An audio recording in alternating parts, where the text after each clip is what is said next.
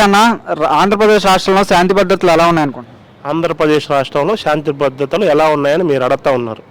ఆంధ్రప్రదేశ్ రాష్ట్రంలో ప్రజలు చేసుకున్న దౌర్భాగ్యమైన పరిస్థితి.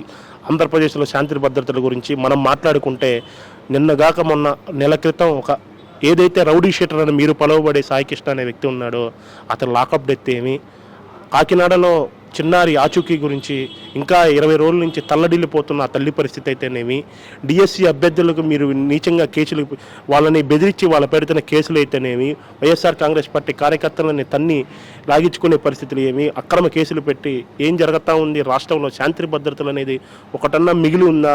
ఏం జరుగుతుంది రాష్ట్రంలో? హోంశాఖ ఏం చేస్తుంది అనే దాని గురించి కూడా ఒకసారి ప్రశ్నిస్తూ ఉన్నామని తెలియజేస్తూ ఉన్నాం.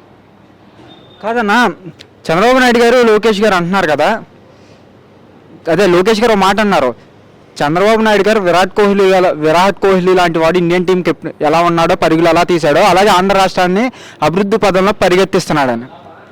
ఒక్కసారి ఆంధ్రప్రదేశ్ జీడిపి గ్రోత్ రేటు ఇవన్నీ చూసుకోయా నారా లోకేష్ అని తెలియజేస్తూ ఉన్నాం.